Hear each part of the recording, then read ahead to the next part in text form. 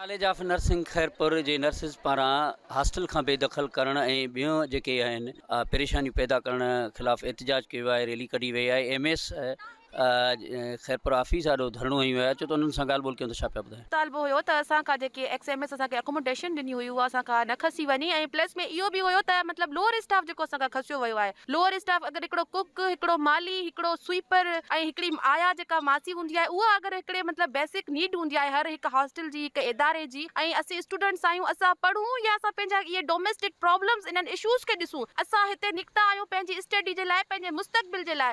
असांखे हीअं रोलियो थो वञे, असांखां असांजा बेसिक हक़ मतिलबु खसिया था वञनि। इहो मुतालबो आहे त असांजी जेका XMS हुई उन असांखे अलॉटमेंट कई हुई हॉस्टल लाइ।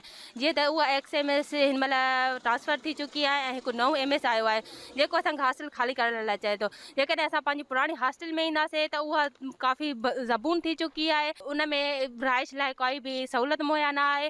जेसीं ताईं असांजी हॉस्टल नई ठहंदी तेसीं ताईं असां उते ई रिहाइश कंदासीं। अगरि इहा असांखे हॉस्टल लाइ कढिया वेंदो त असां पंहिंजो एहतिजाज अञा जारी रखंदासीं ऐं असांजो जेको लोअर स्टाफ आहे उन खिलाफ़ उहे बि असांखां वरिता विया आहिनि। जीअं कुकर थियो, बोर्ची थियो, स्वीपर थिया, इहे सभु प्यान थिया, उहे असांखां खसिया विया आहिनि। त ज़ाहिरी ॻाल्हि आहे उहे जो असां वटि न हूंदा त सफ़ाई बि असांखे पाण खे करणी थी पवे, मानी बि जेको असां पाण खे थी पचाइण पर उन लाइ असांखे इहो एहतिजाज आहे। असांजे इहे मुतालबा आहिनि त असांखे लोअर स्टाफ बि ॾिनो वञे ऐं न असांखे हॉस्टल मां न कढियो वञे। हॉस्टल खसी पई वञे, असांखे हॉस्टल मां कढण लाइ चयो वियो आहे। पहिरियों जेका असांखे XMS जेका हॉस्टल अलॉटमेंट कई हुई उन में बि असांजूं 50 खां 60 गर्ल्स रहनि थियूं। उते बि हिकु हिकु फ्लैट में हिकु हिकु रूम में 8-8 ॼणियूं रहनि थियूं। उन खां अलावा न्यू बैच जेका हाणे 50 जी अची रही आहे उहा किथे रहंदा। उन खां अलावा जंहिं हॉस्टल में असांखे रहण लाइ चयो आहे हिन जी हालत सफ़ा कंडीशन इलाही ख़राबु आहे, इलाही ख़तरे जी ॻाल्हि आहे। उन खां लोअर स्टाफ जीअं असांजे स्वीपर, बोर्ची वग़ैरह उन्हनि खे बि कढियो वियो आहे। त इन जे करे असांखे इलाही सारा इशूज़ था थियनि स्टडी में। असां ॿाहिरि ॾियूं, मानी पचायूं या असां पंहिंजी स्टडी कंटिन्यू कयूं। ऐं असां हॉस्टल इन लाइ रहंदा आहियूं त असां अफोर्ड न करे सघंदा आहियूं। असां इलाही परे खां आहियूं, सिठार जा, कोई ठरी आहे, कोई